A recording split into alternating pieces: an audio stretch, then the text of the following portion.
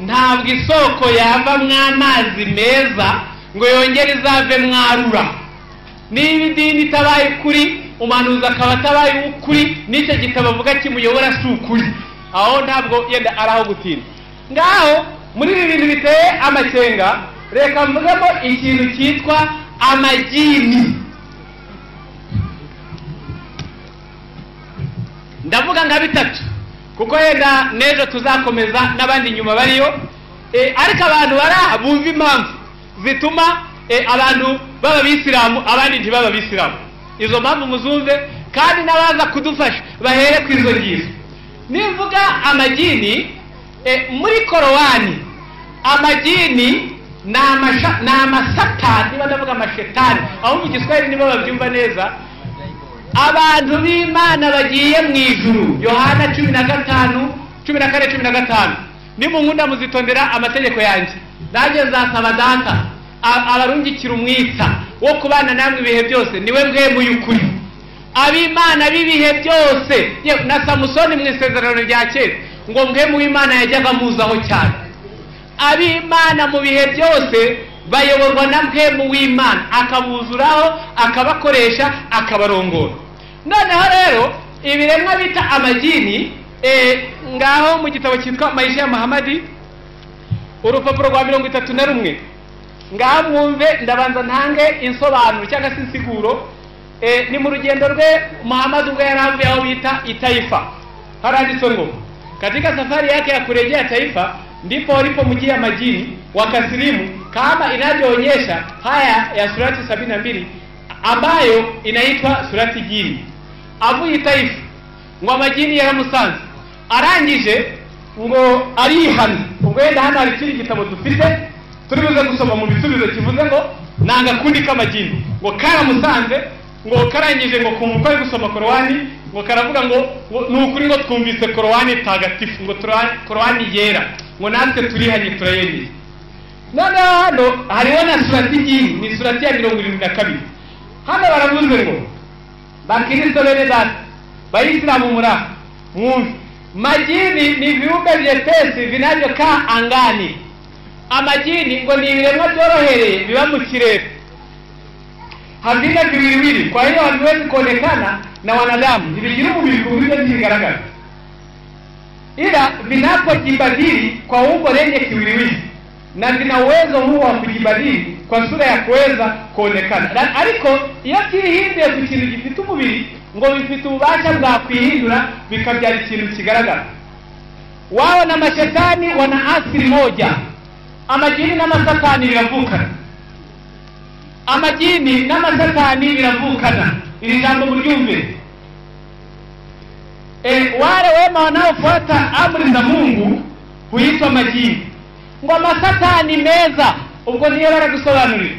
Amasatani meza akurikiza amategeko y'Imana niyo yitwa majini. Wale wabaya wanaodhuru huitwa mashetani. Ngo masatani mabi, ngo yaangiriza ni yaguma kwitwa masatani. Hawa majini ingawa ni wengine Waislamu kama sisi, lakini hukumu zao ni mbali na hukumu zetu. Aya majini nubwo ari abandi bisilamu bagenzi bacu, ariko iteka bazacirwaho bitandukanye n'iteka ryacu. Ngaho abafite Bibiliya, Abalewi 17, ndasomye Igiswahili. Abalewi 17 umurongo 7 handitse amagambo. Abalewi 17 umurongo wa 7 haranditse, ndakoresha Bibiliya y'Igiswahili kuko iri jambo biragoye cyane. Haranditswe ngo wala hawatatoa tena sadaka zao kwa wale majini ambao huwafuata ili wafanye uasherati nao. Sheria hii itakuwa sheria ya milele kwao kizazi baada ya kizazi. Abisirayeli bari barabujijwe ngo gutambira ibitambo cyangwa se gushikanira ibimazi amajini. None mu bitabo tubonye amajini na abandi bisilamu bagenzi bacu. Muhammad yabwirije amajini. Amajini n'amasatani biravukana. Amasatani meza na amajini. Ngaho tubaze Korowani. Ubwo babisobanura, ntabwo wabugiye mu ijuru tubwirwa guhunga abadayimoni n'imirimo y'abadayimoni ngo noneho ngendane n'abadayimoni, mbwiriza abadayimoni. icyo ni kiba. Nta ndumwa, nta muhanuzi, nta muntu wigeze atumwa kubwiriza abadayimoni, nta n'agakiza kateguriwe abadayimoni. Agakiza n'ak'umuntu ni icyo Yesu yapfiriye. Ngaho Korowani 37, Korowani 37 umurongo wa 156. Amajini yo yicaranye iki? Na wameweka nasaba baina yake na majini, wakasema vile vile kuwa majini ni watoto wa Mwenyezi Mungu. Reka mbere hapa havuze ngo na majini wamekwisha jua hakika wao bila shaka watahudhurishwa motoni kwa ubaya wao, na kwa kuwa wao ni viumbe wabaya kama viumbe wengine wabaya. Amajini yo yamaze kumenya kera ko byanze bikunza azashigwa mu muriro. Irshaduru ndabaho urupapuro rwa 32 cyifashishije icyo gitabo. Ngiki ni urupapuro rwa 32. Iyo umwisilamu aramukanya ngaho Erasto namfashe kubisoma mbe nareba ibindi.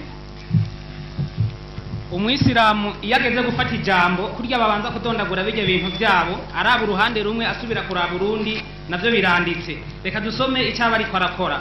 32 mu gatabo bita tafsiri ya Babu Maaja kitwa Irshadur Muslim.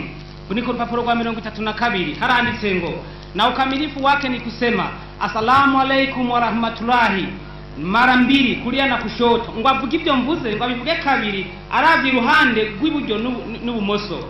Hali ya kugeuka kwa kichwa kiasi cha kuonekana kitufe chake cha kulia kuja hindukira ngo akerekana urutugu gweza karaba akogera karaba hino.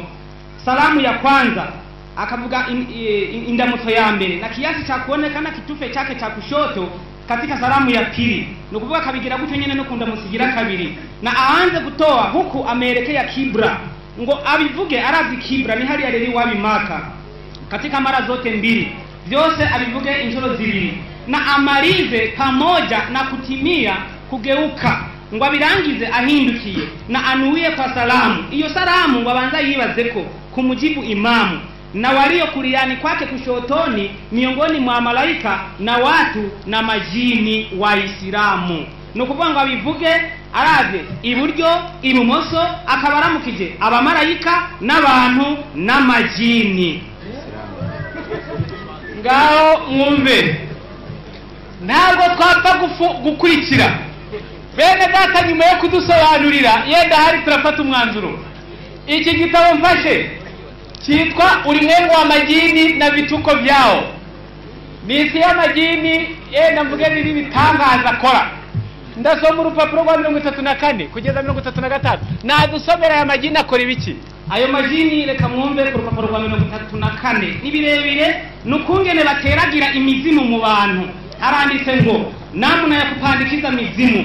Ako gatabo kitwa ulimwengu wa majini na vituko vyao, ipaje 34. Haranditse ngo anatolewa mtu wa kabila watakao mizimu, anapelekwa kwa kabila la wenye mizimu. Ushaka kurongia mizimu ajanwa kwa afisi ya mizimu, kisha anawekwa ndani siku 7 huku akipewa mafundisho mbalimbali jinsi ya kumtumikia huo muzimu. Akamara imisi ndwi ariko arigishwa ingene azokorera uwo muzimu.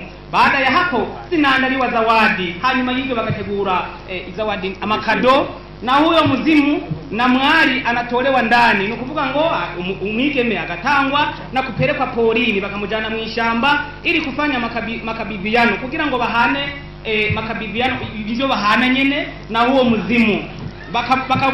Bakabuhabwa niyo mizimu kwa kupiga ngoma. Ivyo bakabikora bariko baravuza ingoma. Nukuvuga ngo nazija ngoma muhora mwumva bavuza, nimubwira ngo bakakuzivuza gusa, hari gihe biba bimeze ukuntu mutazi. Na ndipo yule mwali anapandisha aina ile ya shetani. Uwo mwigeme agaheza kaduzi ikintu cy'igishetani iliyo kusudiwa chategekanijwe, huku akicheza na kuimba, huku akiungwa mkono na wenye asili ya muzimu huo. Ariko araririmba kandi ashigikiwe n'abafise inkomoko y'uwo muzimu. Hapo huwa tayari muzimu umehamishwa kutoka kabila moja kwenda jingine. Uwo muzimu kaba wimutse uvanywe mu bwoko bumwe ugiye no mu bundi bwoko.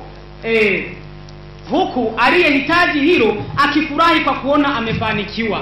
Uwo yabishatse yabirondeye akabanezerewe kubera aroraniwe biciyemwo. ndipo mwali hurudi kwao na mzimu mpya, kwa vile huyo huwa ni shetani wa kijini, na huwa si mmoja bali ni wawili, mume na mke. Nuko uwo mwigeme agatahanezerewe kugera ronse umuzimu mushasha, kandi uwo muzimu ni satani w'ijini, nukuvuga w'ikidayimoni. Subiramo aho ngaho.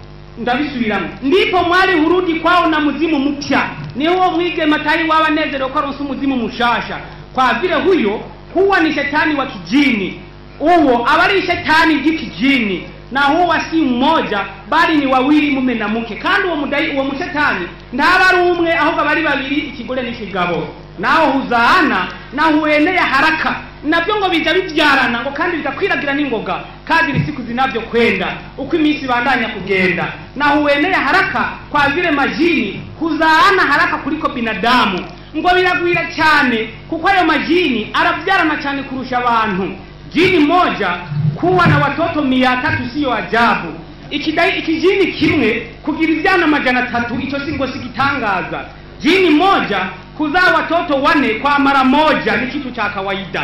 Ijini rimwe ribyara abana 4 icyarimwe, ngo ico ni kintu gisanzwe. Ngira ngo murabyumvise. Icyo tudashaka, ntabwo wapfa kuyoboka idini y'amajini. Icyo nicyo yenda baraza kudusobanurira, kuko Bibiliya iravuze ngo mugerageze byose mugundire ibyiza.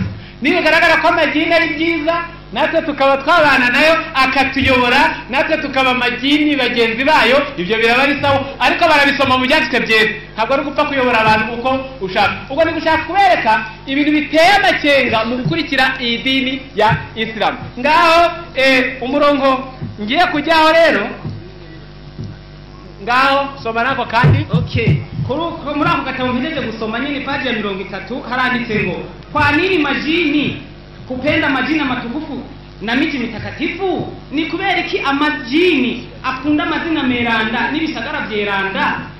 Haranditse ngo, miongoni mwa vituko vya majini ni pamoja na kujipa majina matukufu kama vile sharifu, shehe, wali, ruhani na mengine mengi mfano wa hayo. Amajina akunda kuita ba shehe, ba sharifu, ba wali na ruhani na yandi nkayo. Vile vile niko byanditse ndiko ndasoma, birongera ngo vile vile majini hudai wanatoka miti mitakatifu kama vile Madina. Ngo amajini ngavuga yuko akomoka mu bisagara byeranda nka Madina. Abatazi Madina ni ibyo bisagara bo Bisilamu nyene bagwiriyemo, Jida, Maka na Hadara Maut na miti mingine mfano wa hiyo. Bikaba muri ibyo bisagara mpejeje kudondagura. Hirya niho handitse ngo, nta na rimwe amajini yigera yiyita papa, cyangwa ngo yiyite pasiteri, cyangwa ngo yiyite padiri, cyangwa ngo yiyite kardinale, cyangwa ngo amajini avuge ngo n'abapentekote, cyangwa abasabato, cyangwa abagatolika, cyangwa abaruteri, cyangwa abangirikane, cyangwa abamoraviani, ngo cyangwa ngo avuge ngo avuye i Paris, cyangwa i Washington, cyangwa i London, ahubwo avuga ko avuye muri bya bisagara navuze. Iyo bivyo biri ku ipaji ya 32. Ubwo rero n'ababidusobanurire bava batanze umuco kuri ibi bintu. Nerekera ku musozo kuko n'iminota yagiye. Reka mbabwire ibindi bintu bibiri biteye ubwoba muri Bibiliya no mu bitabo bindi. Abantu bose bakuri ibi bintu ngiye kuvuga bitwa abapfumu cyangwa se wachawi kwa Kiswahili. Ngaho mwumve, aka gatabo mfite kitwa 99 names of Allah, na amazina 99 ya Allah. Muri aya mazina ni menshi, ariko reka mbabwire ibintu biteye ubwoba. Ku rupapuro rwako rwa 27 haranditse ngo izina ryitwa ya Harimu. Ngo iri zina mwenye kuandika jina hili kwenye karatasi, ngo iyo umuntu yanditse iri zina ku gapapuro kisha aoshe karatasi hiyo na maji, yarangiza kwa gapapuro akakafura cyangwa akakamesa n'utuzi, halafu hayo maji ayanyunyuzie juu ya mali yake, kitu hicho kitasalimika na maangamizi. Noneho ngo utwo tuzi ngo akatunyanyagiza ku butunzi bwe, ngo rwose ngo buzaba amahoro, ntabwo buzahura n'ibintu bibwangiriza. Ubwo uwo muti baraza kudusobanurira. Ndagenda ngere ku rupapuro rwa 29 nahanditse ya Ali, mwenye kutaja jina hili mara kwa mara. Umuntu warasubira mwiri zina na kuweka naye karatasi ile andikwa jina hili, atajaliwa cheo, utajiri, mafanikio katika mambo anayoyatamani yaliyo halali. Ngo umuntu waravugira izina rya Yahari, ngo igihe cyinshi no kuryandika ku gapapuro yarangiza ngo akakabika mu mufuka ngo azongererwe icyubahiro no gukomera n'ubukire ngo mu bintu byose yifuza. Ubwo kubona icyubahiro n'ubukire no gukomera ari akantu wanditse ku gapapuro kaba mu mufuka, mu gipagani tubyita impigi cyangwa ibiheko. Ubwo ibyo baraza kudusobanurira umuhanuzi wabikoze, intumwa yabikoze. Ngaho paje ya 31 hari izina ryitwa Yamkiti. Aliye na mtoto mwenye hasira mbaya ataja jina hili katika garasi ya maji, kisha ampe anywe, atakuwa na tabia nzuri. Nguramutse ufite umuntu mubawe ngugira ngo urakara cyane ufite hasira mbaya, ngwira izina Yamkiti nguzarivugira mu kirahuri cy'amazi. Yamkiti nurangiza uwo muntu umusomyanywe ngo ahita agira imico myiza. Niba atari ukuroga no gutanga inzaratsi ubwo baraza kubidusobanurira, kuko twebwe ntabwo twapfa gukurikira idini tutabanje kumenya ukuri kw'ibintu, ariko tubibanye mu byanditswe byera. Ngaho mu minota 10 isigaye, uyu muhanuzi witwa Muhammad nyiri iri dini, nimusoma muri Korani surati ya 46 umurongo wa 9, ubwe yaravuze ngo mimi sijui nitakajofanywa mimi na mutakajofanywa ninyi. Yabwiye abamukurikiye ngo uko zagenzwa ngewe sinkuzi, namwe abankurikiye uko muzagenzwa simbizi. Ubwo umuntu ntabwo twapfa kumukurikira dufite Yesu wavuze muri Yohana 14 ngo nigenzira n'ukuri n'ubugingo, nta ujya kwa data namujyanye. Nimuhagarike imitima, mu rugo rwa data hari amazu menshi, ngiye kubategurira aho ndi namwe muzabe, ngo maze dukurikire utazi uko azagenzwa n'abamukurikiye uko bazagenza uko bazagenzwa. Ikindi navuga muri iyi minota yerekeza gusoza, muri Korani surati ya 48 umurongo wa 2 haranditswe ngo Muhammad aje yenda iyo kanyisome, haranditswe ngo 48 umurongo wa 2, Korani 48 umurongo wa 2, handitswe aya magambo avuze ngo, ntawahageze ngo asome, nahageze, ili Mwenyezi Mungu akusamehe makosa yako yaliyotangulia na yanayokuja na kukutimizia neema zake na kukuongoa katika njia iliyonyoka.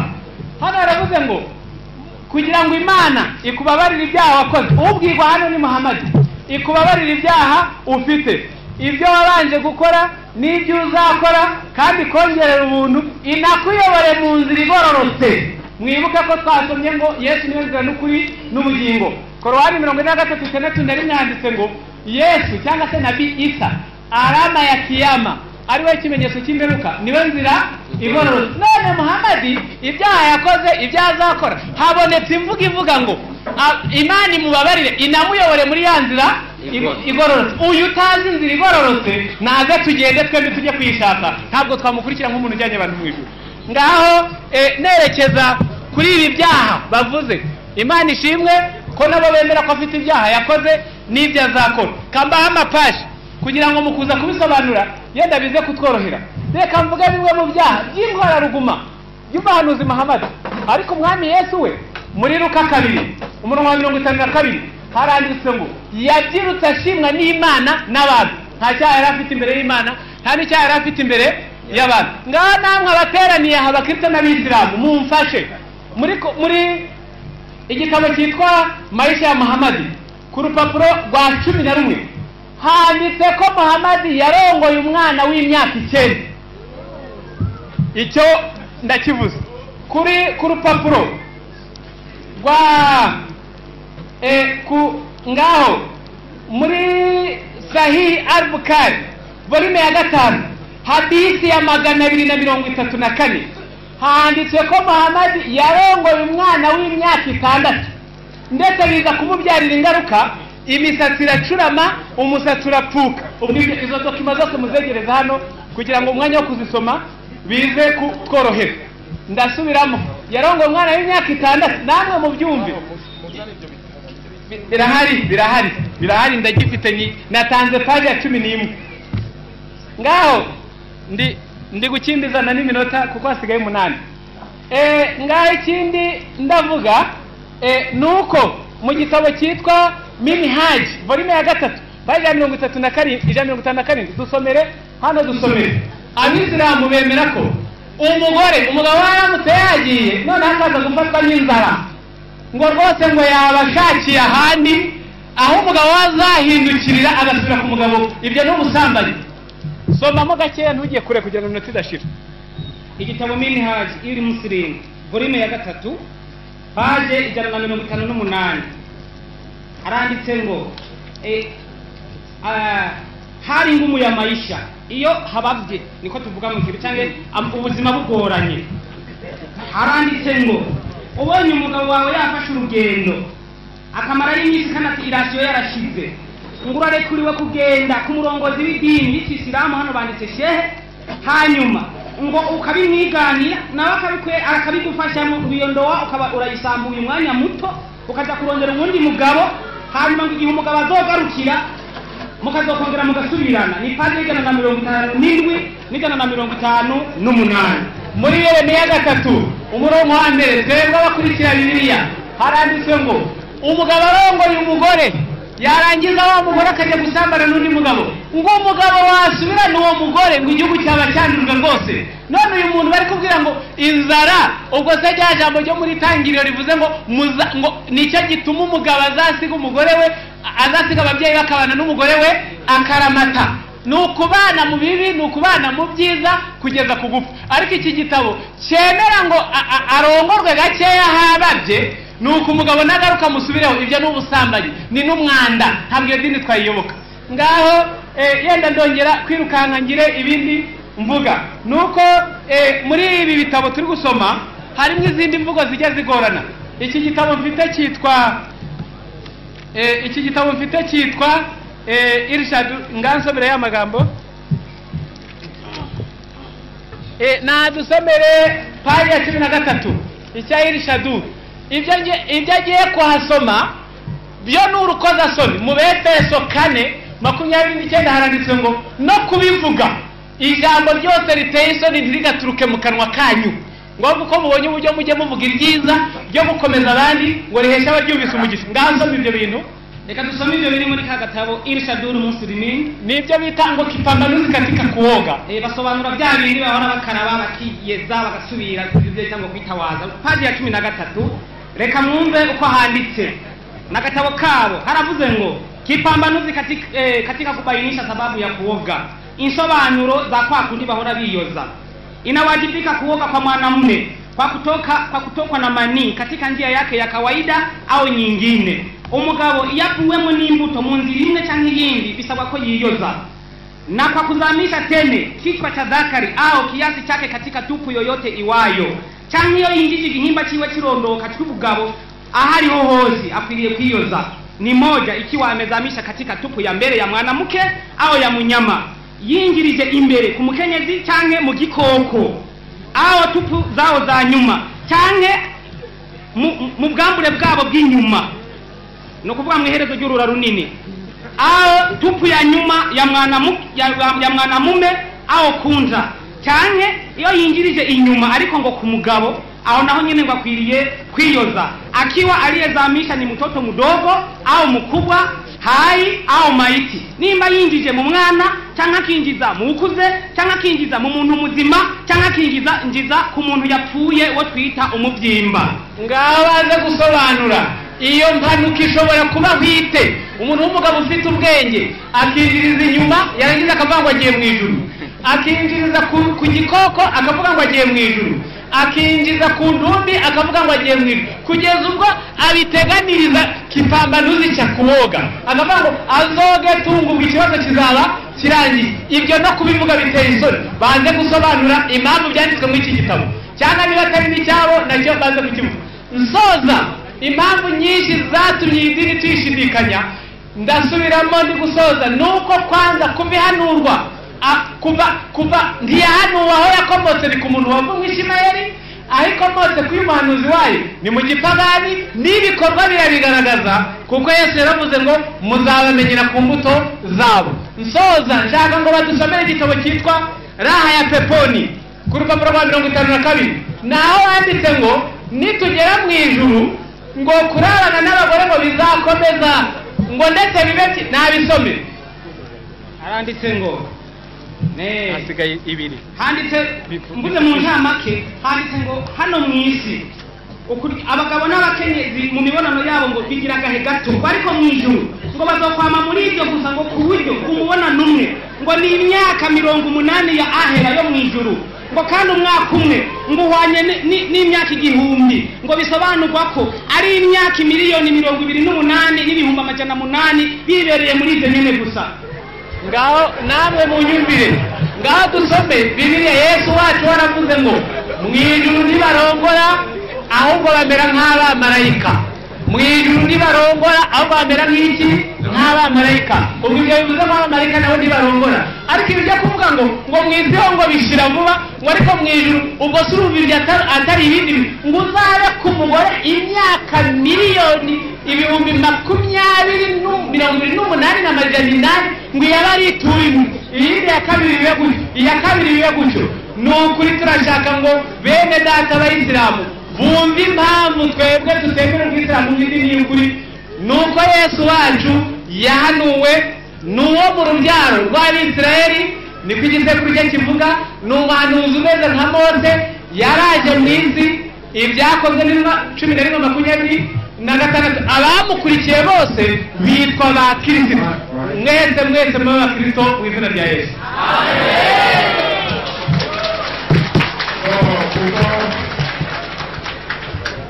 Ubwo bene data ahejeje kwigisha, ubwo arangije kwigisha kandi banamwunganiye, twari ku ijambo rivuga ngo ubwisilamu n'ubukristo ni iyihe dini y'ukuri.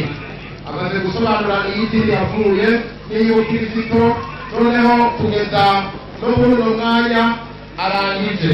Yatanguye isaha 7:30, arangiza isaha 8:30. Noneho muri kano kanya tugiye guha inshuti zacu turi kumwe hano nawe yigishe ikiringo cy'isaha. Reka mwene wacu twicaranye hano kugira ngo amuhe karibu. Takbir!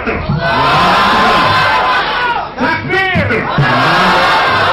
Abandi w'Abayisilamu, icyigwa kiraha imbere kivuga ati hagati y'ubwisilamu n'ubukristu niyihe dini y'Imana. Mwene data afashe umwanya w'isaha yose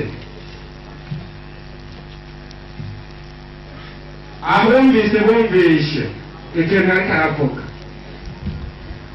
Tutarakiragana gusa umwarimu nagomba nabereka abandi bashitsi bashitse ngaha kugira ngo bishobore kuba mwobabona.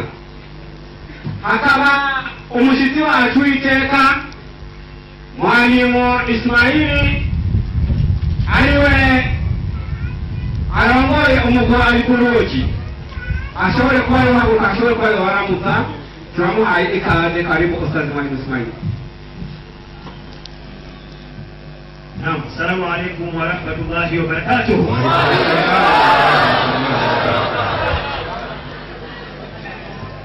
Naam, hakaba none mwarimu wacu amuvuga ubutumwa akomeye cyane, aba mu gihugu cyacu kibanye, mu gihugu kibanye Murantunga, akaba yitwa Abubakari. nawe nyene turamuhaye ikaze. Karibu Ustaz Abubakar.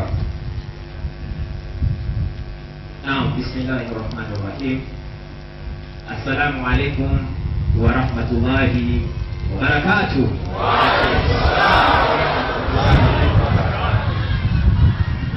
Bado Waislamu, kuona kama mnaoga? Kama mnaoga Waislamu, kujeni ngumi kwanza, alafu tigisheni mkono kidogo hivi, alafu pigeni takbir. Assalamu alaikum. Warahmatullahi wabarakatuh. Abali washitsi hariho n'abandi bashitsi ariko mwene data ngaha ariko akirigere. Reka rero mpagurutse umwarimu anyonyora yo mushaka namuhagurukeje Mwalimu Ismaili mu gihugu cy'Uganda, bakunda kumuvuga yuko ari profesa. Karibu Mwalimu Ismail.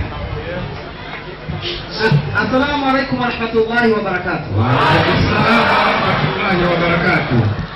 Atanguye na mirongo itatu n'itatu ariko ingoma y'ikire nine tuharura nine.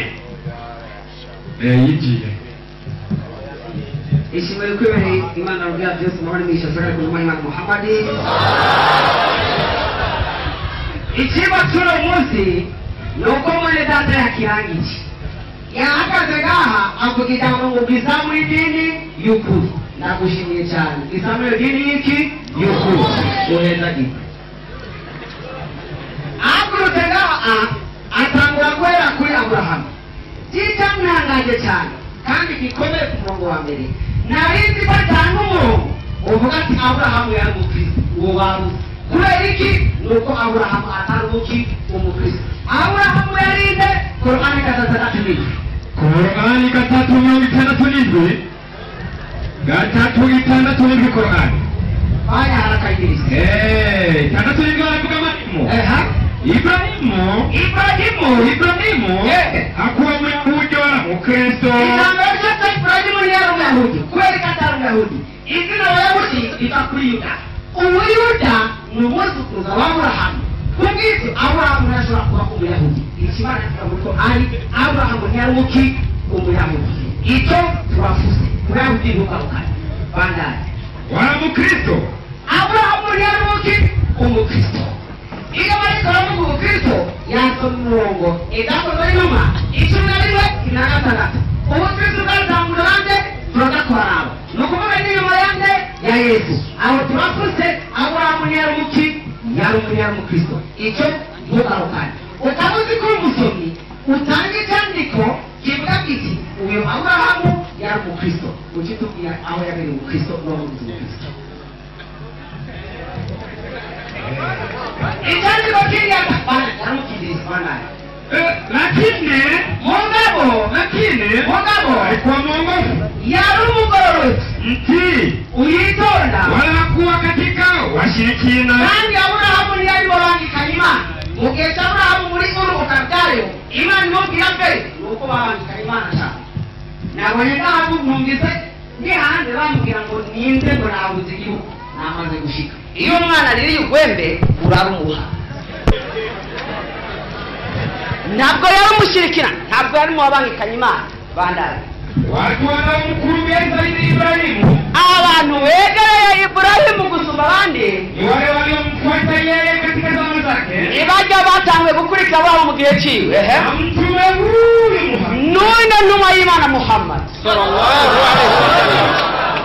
Abantu barabaye Ibrahimu. Nukuvuga ku ba Ibrahimu ku Kristo turafuse. Ntarimo.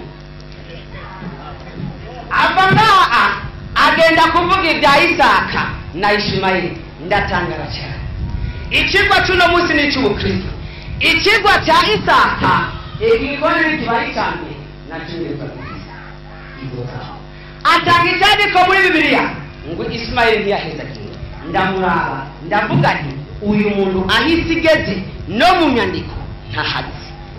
Bibiliya neno takatifu Bibiliya 17 umurongo wa 18 umviriza ingene Imana yahezagiye Abrahamu. Muri Bibiliya z'ikirundi bavuga ngo Imana ntiyamuhezagiye. Naco gituma arababwiye ati ikinyoma gikubitigwe ahasha.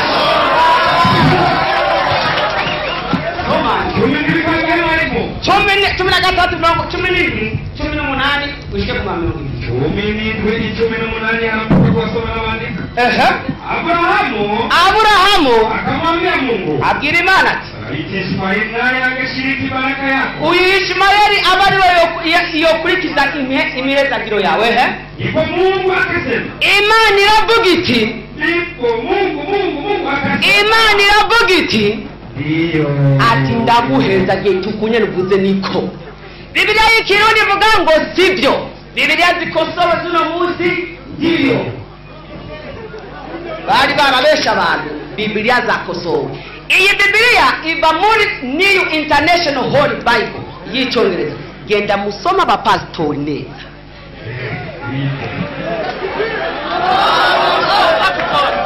Ibrahim Ismail Rahim. Agoyaha agenda itanguriro 19 avuga ku byerekeye abagore ba Aburahamu. Ndaraba ati icyo ikibara kivuga iki inyandiko zabisigura izindi nyandiko. Mbega Aburahamu tubazanye n'abakristo kurongora umugore arenzu ni itegeko ryanje nikosa sikosa. Igitabo cya Mormoni Biblia yaberanga y'isi ya nyuma urupapuro rw'ijana 32 33 Doctrine et Alliance. Soma Idris.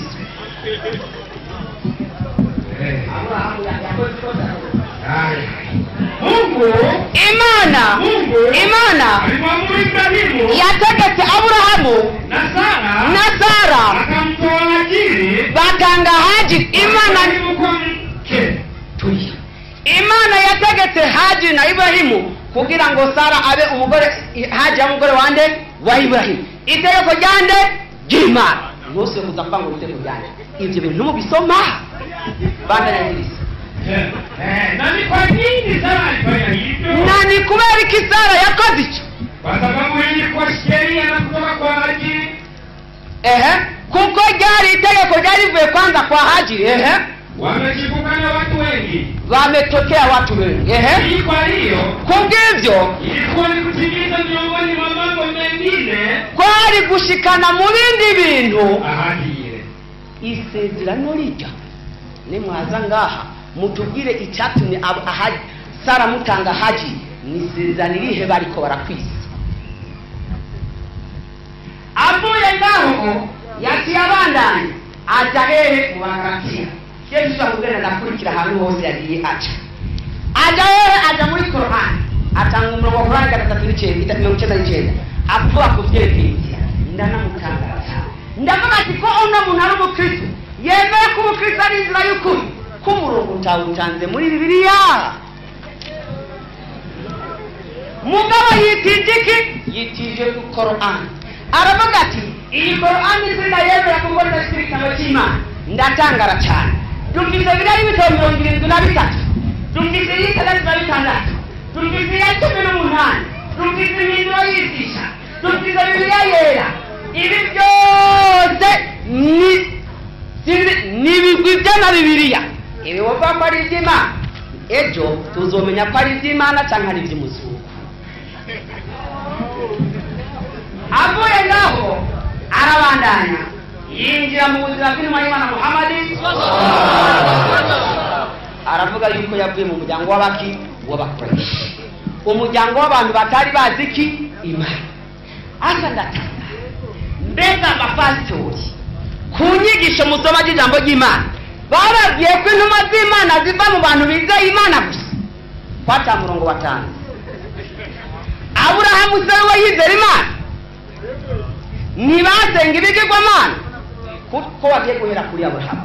Muge bikintu cyanjoye cyane n'iki berekanya yuko unoba ntiyarafite idini ntiyari n'umugana ntiyari n'umuhingi Imana.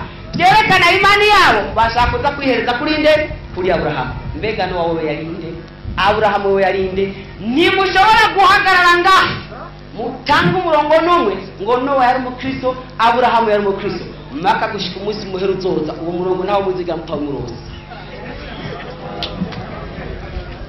Avuye hayakurikije ikindi rero bako imirongo yatanze imirongo myinshi cyane.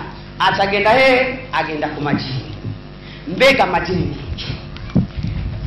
kubwa Bibiliya niziki ni jini cyarico ntizi n'ikintu marayika icarico.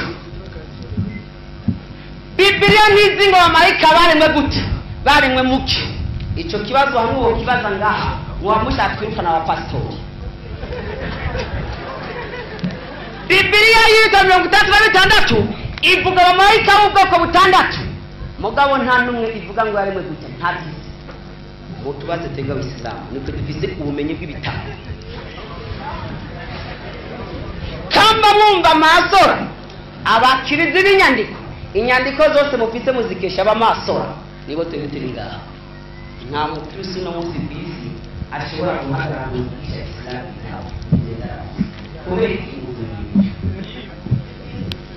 amajini niki. Bibiliya ni cyo gitabo cya mbere cyigisha uburyo abantu bakoresha amajini. dusomera Bibiliya igitabo cya Tobiti igice cya 6 umurongo wa 18. Umbi ngana Bibiliya yigisha kuraguza. Ingana yigisha gutubura. Banya harakayigisha. Tobiti 6:10. 18.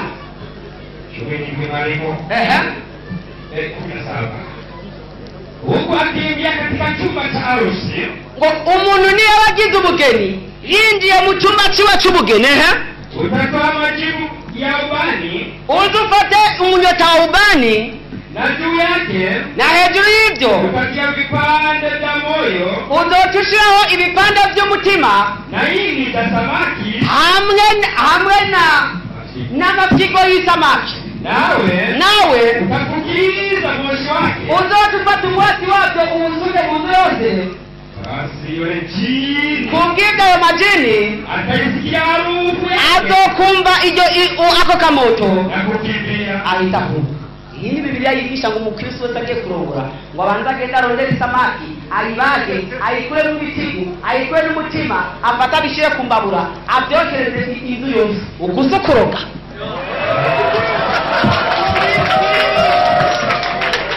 Niyo bitabiriye. Inyuma y'ibyo yagiye ku aya nyinshi cyane z'amajini hamwe twozigarukako tuhabura duta ikigwa cyacu abantu ntibamenye ukuri icyo ari cyo.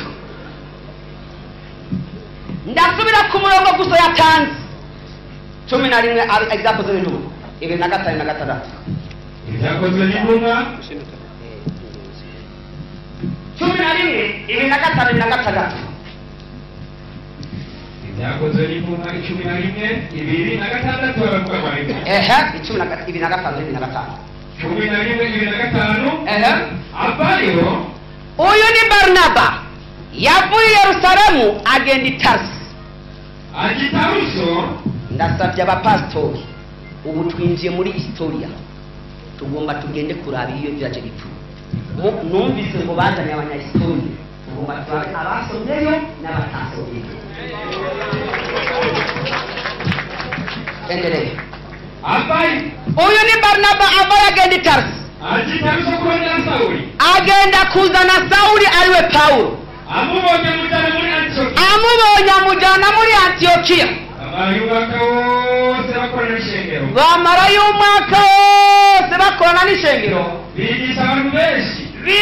Ubu ni Paulo na Barnaba bari muri Antiyokiya bigisha abantu benshi. Ndasabye abantu mumarira amani yanjye kuko namaze kubona ko bazireka kuja ku ishuri. Abisama bimufate hajya munyerekeze ngaho kwa pastor tujye ku ishuri. Injira hajya ihute. Banda Bamara y'umwaka wose bakorana n'ishengero. Ubu ni nande? Paulo na Barnaba. Bigisha abantu benshi. Kandi muri Antiyokiya iyo abigishwa batanguye kwitwa abakristo. Abigishwa batanguye kwitwa abakristo muri Antiyokiya. Hari mu mwaka wa kangahe? Mu mwaka wa 50 Yesu amaze kuva ngaha ku isi. Abigisha batangwa kwitwa abakristo muri Antiyokiya. Ushobora gute guhaguruka atanubwo bawumva mu mutima ugatangaza yuko abakristo ari idini ry'Imana? Mbega ni bande bo tumvirizo nkura abakristo bari bo? Reka tubaza abadokiteri 70 bo muri Afrika. Umwana uko tutawufize n'abanyarwanda barimo. Nawe numvise ko umunyarwanda abadokiteri bahereje amateoloji n'amateoloji batubwire abakristo n'abaki. Insobanuro Bibiliya 11:5 aho nyine. Insobanuro Bibiliya 11:5 ndakuzuye. Ihute 11:5 hapo. Barnaba akutaka kuendelea na huduma katika Antiokia mwenyewe. Ntiyashatse kubandanya yigisha abantu muri Antiokia wenyine.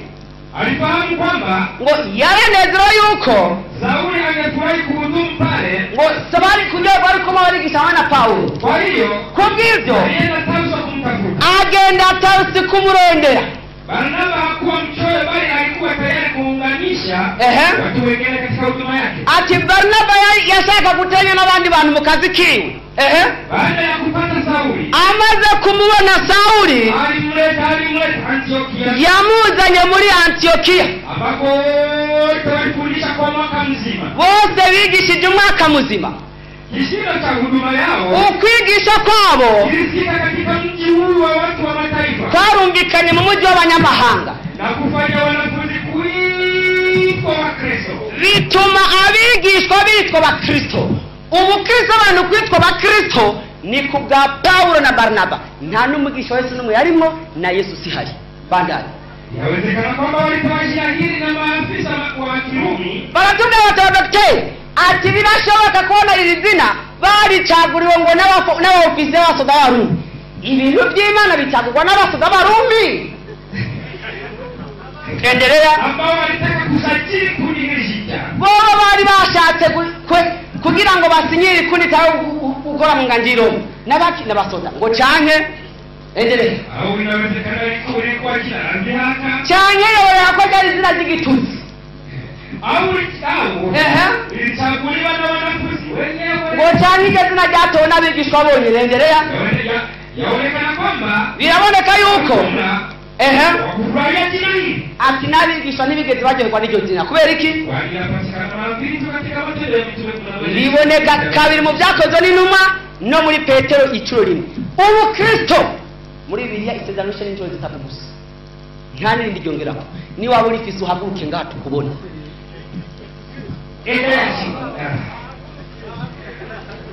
Luka anataja kila Mkristo kwa mbali. Uyu Luka avuguzina umukristo kure cyane rero igiri. Labda tu kwa kujibu swali la msomaji. Ati no kwishura amajambo y'abasomyi gusa. Iyo muri ko muravuga ubukristo no kwishura amajambo y'abasomyi gusa mugabo si dini.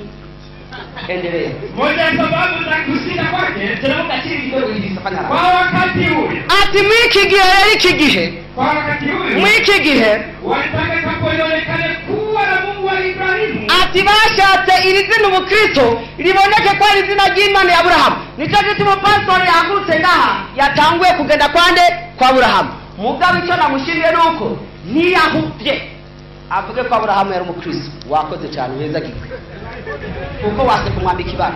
Endelea. Na sio tu Ati kandi sija Yesu gusa. Endelea.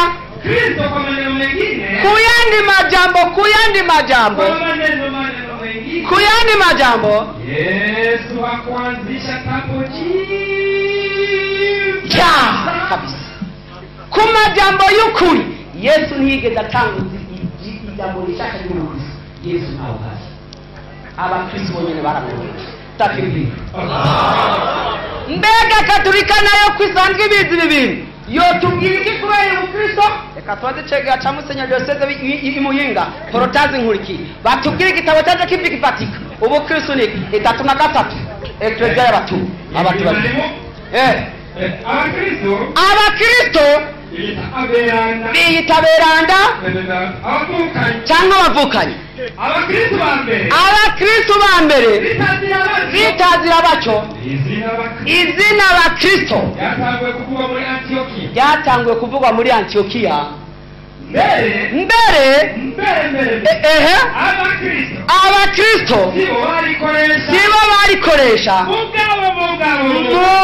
mugabo barabandi kumbure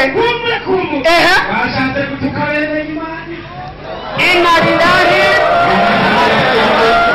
Iyo mvuze Abakristo aba abantu batuka bemeye Imana, nicyo gituma turabihanganira cyane ko muradutuka. Abana basenyeri bagaragaza ukuri yuko uvuze umukristo tutabemeye Imana uko n'ukuri. Eka tubaza abasenyeri nyene kugira twinjire ku bw'Islam. Mbega mutubwira ko bw'Islam ari kimwe inosi. Inama nkuru y'Episkopi mu Burundi tubwire ico gitabo. Abasenyeri niki abiko bw'Islam niki. Fata ngaho murugo. Ibyigwa byaraheze. Icyo gituma na mwarimu yatangaje mu bw'Islam n'idini weza kiko. Atubw'Islam niki? Atubw'Islam ubw'Islam niyo dini ikomeye ku isi. Abana basenyeri bica Yohana adusaba tugifate ku mutwe katikisi. Iki gitabo bavuga ati kila mukristo wese ari mu Burundi ugifate muto kujya ugafata nani katikisimu ni ngombwa mugifate muto kubwisama ryo dini rya Amerika komeye ngaha ku isi. Haba n'abasenyeri barahirije ubukristo bwatangujwe n'abantu batazwi muri Antiokia. Abadokite baturagaje ntituzi n'ababutanguje abariyo. Ndego ubwisilamu ubwisilamu dushobora kuza kuko hari abarimu bize kuvuga ubwisilamu.